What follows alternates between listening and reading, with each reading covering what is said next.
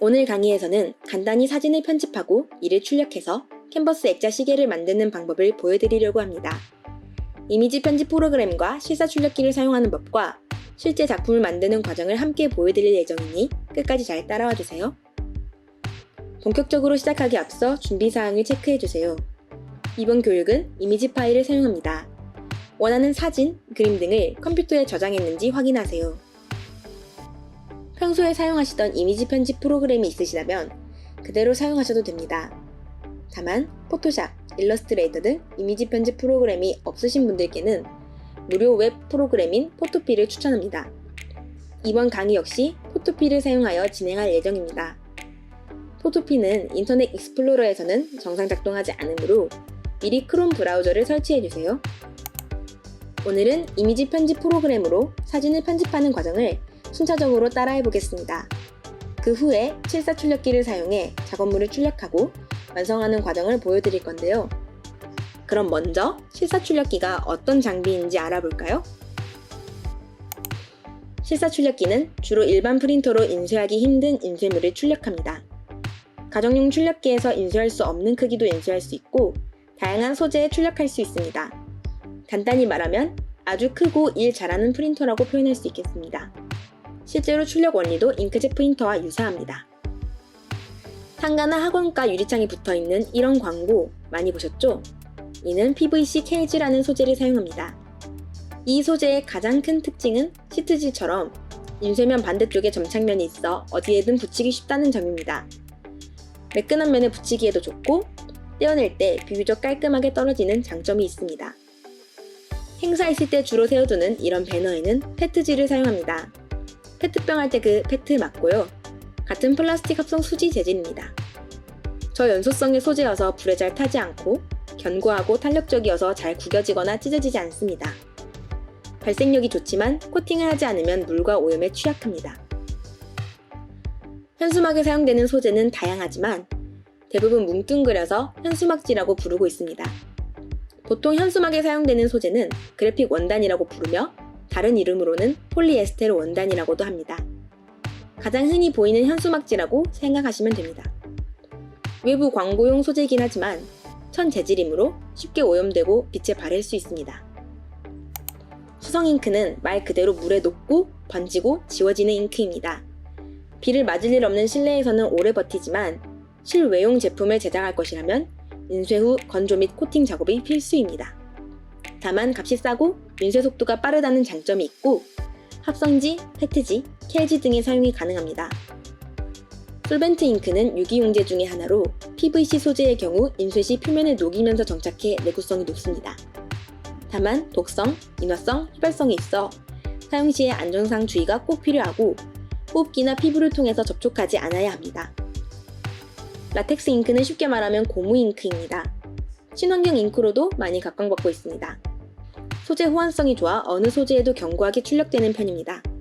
인쇄 후 80도에서 150도로 고열 건조하기 때문에 작업 환경이 쉽게 더워지고 인쇄 시간이 오래 걸립니다. UV 잉크는 광경화성 수지 잉크입니다. 자외선을 쬐면 굳는 성질을 이용해 인쇄합니다. 출력 소재에 제한이 없고 흰색 자체를 인쇄하는 것이 가능합니다. 단, 인쇄 후 표면이 까슬한 편이고 환경에 따라 출력물 표면이 갈라지는 현상, 즉 크랙이 발생할 수 있습니다. 실사 출력기를 활용할 수 있는 분야는 무궁무진합니다. 초기에는 커다란 공사도면을 인쇄하는 게 목적이었지만 그 이후 인쇄 기술과 소재의 향상으로 다양한 옥내, 옥외 광고를 제작하는 데 활용되었습니다. 최근엔 의류 소재에 자신만의 패턴을 넣거나 로고를 전사하기 위한 용도로도 쓰이고 있습니다. 이번 강의에서는 앞서 간단히 소개한 것과 같이 실사 출력기를 사용하여 캔버스 액자 시계를 제작해 볼 것입니다. 집에서 각자 사진을 편집해 배경을 만든 뒤 실사 출력기로 이미지를 캔버스 찬에 출력합니다. 이후 작업물을 나무 판넬에 고정시키고 시계 무브먼트를 달아 완성합니다. 가로 세로 30cm의 판넬을 준비했습니다. 시계 직경은 약 12cm입니다. 실제 작업물은 판넬 뒤로 고정시키는 사방 여유분을 고려하여 가로 세로 40cm로 제작할 예정입니다. 이 점 작업 시 숙지하시길 바랍니다. 이제 소프트웨어에 대한 간단한 설명을 드린 뒤 실제로 실습해 보도록 하겠습니다. 미리 안내드린 대로 기존의 포토샵 같은 이미지 편집 프로그램을 사용하셨다면 그대로 사용하시면 됩니다. 이번 강의는 그런 환경이 준비되지 않은 분들을 위해 무료 프로그램 포토피로 진행하도록 하겠습니다. 포토피는 포토샵과 기능이 유사한 무료 프로그램입니다. 이제 포토피 홈페이지에 접속하셔서 메인 화면을 띄워주세요.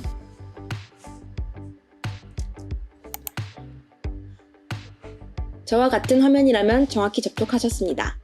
만약 다른 화면이 뜬다면 몇 가지를 같이 점검해 보도록 하겠습니다. 첫째로 주소를 올바르게 타이핑했는지 확인해 보세요.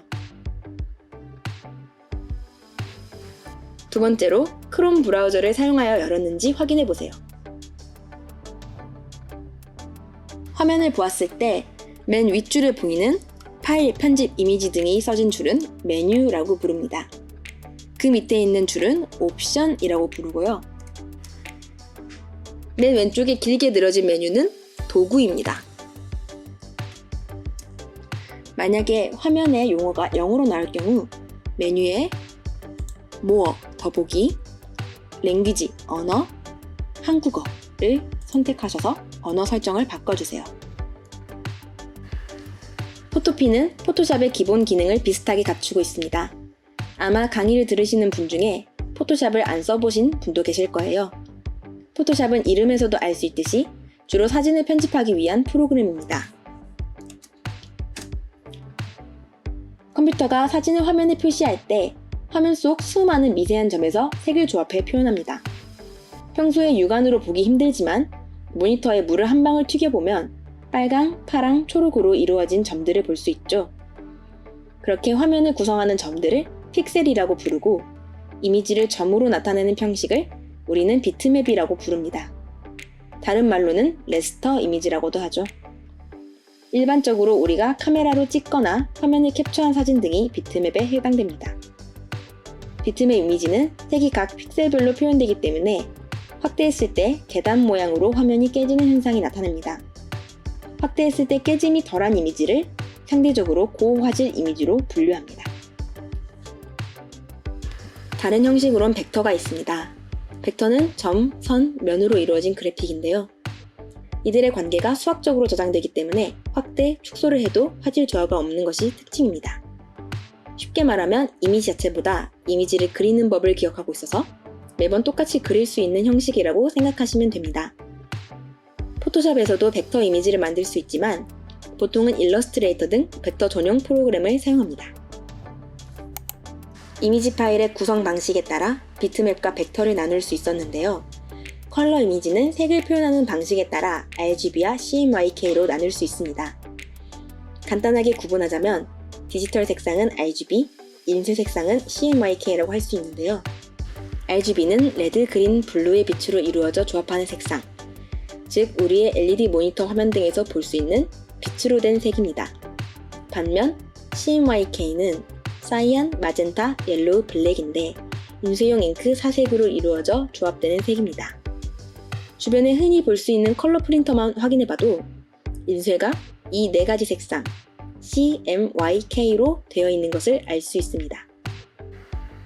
RGB와 CMYK로 설정된 색상들은 어느 정도 서로 매칭되어 있긴 하지만 구현 방식 자체가 다른 체계이다 보니 화면에서 표현된 색상과 출력물의 색상이 다른 경우가 종종 발생합니다. 가정용 프린터의 경우 제조사들의 노력으로 RGB로 설정된 색상과 CMYK로 설정된 색상 사이의 갭을 최대한 줄이고 있어 비교적 큰 차이가 보이지 않지만 산업 현장에서 나오는 결과물은 아주 다르게 표현되기도 해 전문 출력을 위해서는 CMYK 설정을 통해 색상을 진행하는 것이 바람직합니다. 이번 교육에서 사용할 프로그램인 포토피는 RGB 색상 체계만 지원하므로 별도로 설정할 수는 없지만 포토샵 등 색상 모드를 변경 가능하신 분들은 CMYK로 설정하여 진행해 주시면 좋겠습니다. 아까 픽셀에 관해서 설명을 드렸죠? 화면을 구성하는 미세한 색깔 점들이라고 표현했는데 더 엄밀히 말하자면 화면에서 표현할 수 있는 가장 작은 점이라고 합니다. 화면의 해상도를 나타낼 때 보통 1280 곱하기 720 해상도다 라고 말하는데요. 이는 그 화면의 가로 픽셀 수와 세로 픽셀 수를 나타냅니다. 가로 1280개, 세로 720개의 픽셀로 이루어져 있다는 거죠. 우리는 보통 선명하고 정교한 이미지를 원합니다. 그런 이미지를 고화질이다, 해상도가 높다 라고 표현하죠. 예시 사진은 이를 극단적으로 표현한 건데요. 이미지를 구성하는 점의 크기가 크고 수가 적은 이미지의 경우 사진의 화질이 저하되어 이미지 식별이 어렵습니다. 반대로 픽셀의 크기가 미세하고 많은 경우 이미지가 선명해집니다. 이렇게 이미지의 화질은 크게 픽셀의 수와 크기로 결정되는데요. 다시 말하면 같은 크기의 이미지라면 픽셀이 많을수록 선명하기 때문에 이미지 안에 픽셀이 몇 개가 존재하는지가 중요합니다. 이를 나타내는 단위가 바로 DPI 또는 PPI입니다. 1인치 안에 몇 개의 점 또는 픽셀이 있는지를 나타냅니다. 일반적으로 이미지가 같은 크기일 때 DPI가 높을수록 화질이 더 높습니다. 인쇄용 작품의 경우 컴퓨터로 보는 이미지보다 더 고화질을 요구합니다. 그래서 일반 컴퓨터 문서가 72 dpi 정도이고 인쇄용 문서는 300 dpi 이상을 추천합니다.